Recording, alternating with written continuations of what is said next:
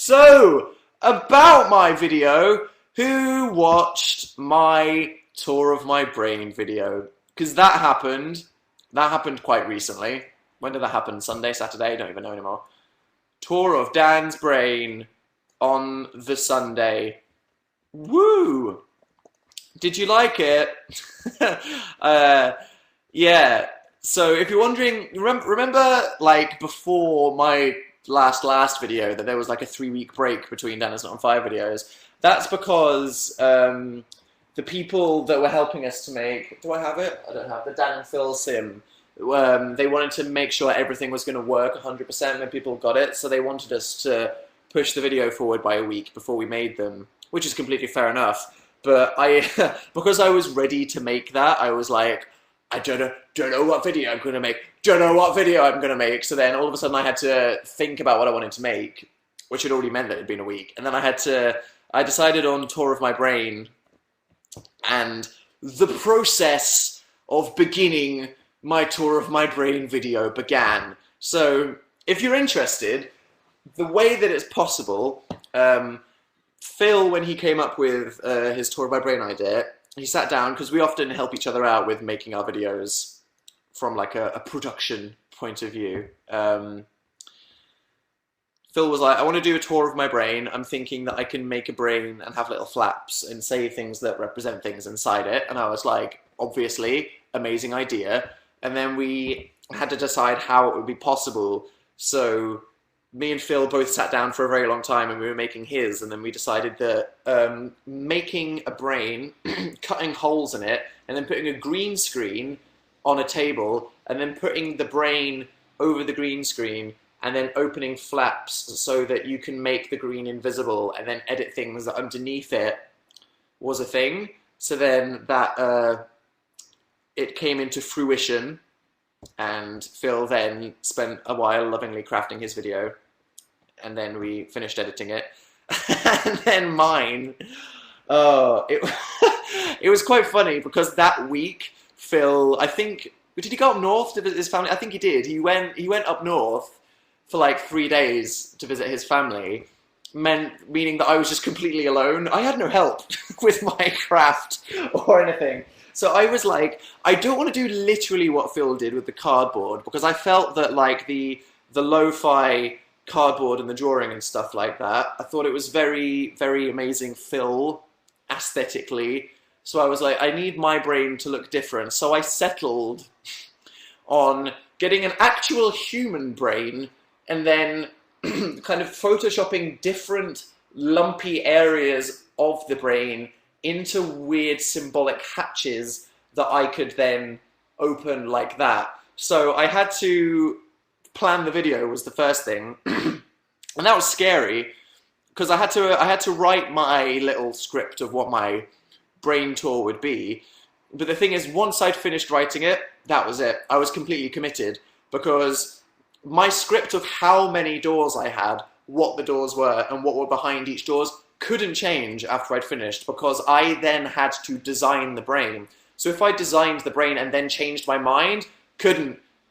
So it was very scary, because as soon as I'd finished it, I was like, this is locked down now, this is no choice. I might hate this in a week, and yet it has to be exactly what I make.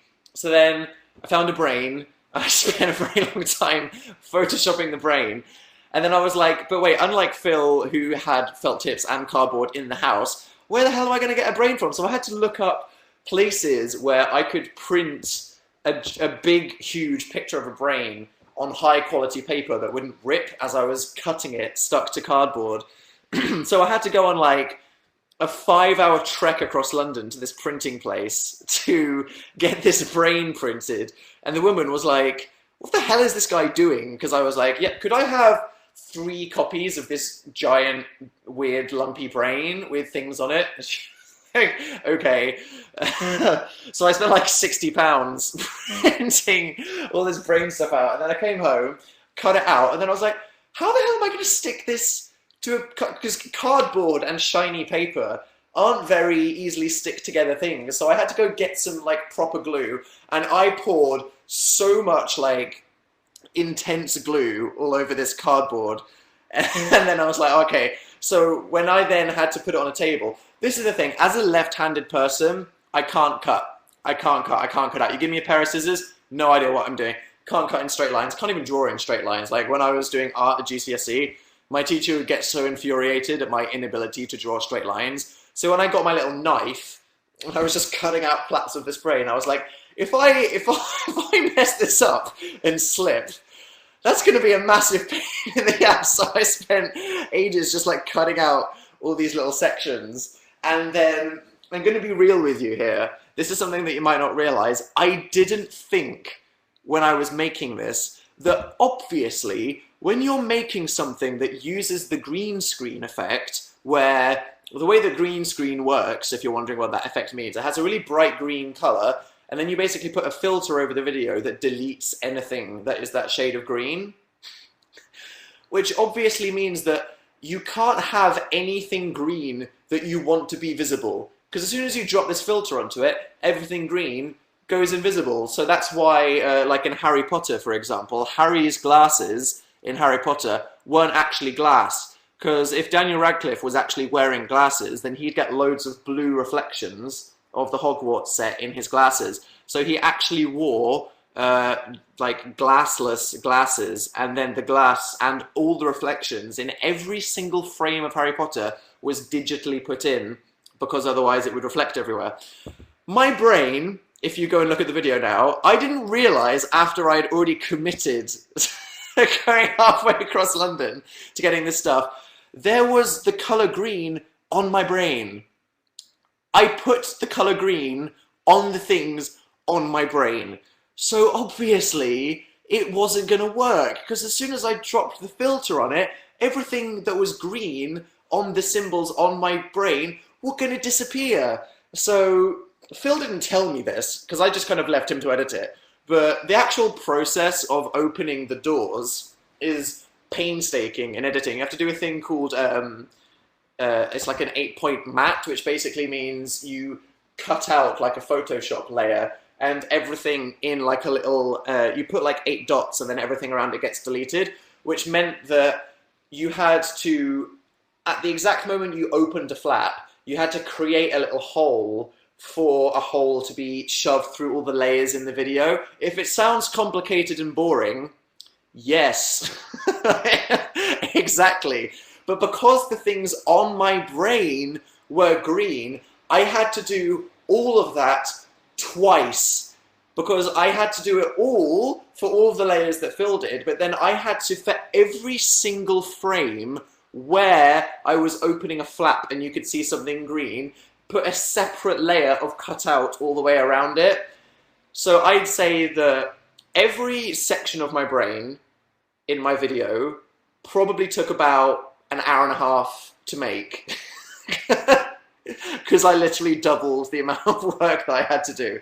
And then Phil was like, just keep it simple when you open the doors, just chuck a couple of symbols in, make them fly about. But oh no, Dan had to have Katniss Everdeen shooting Sephiroth with a bow and arrow, because I thought it would be funny.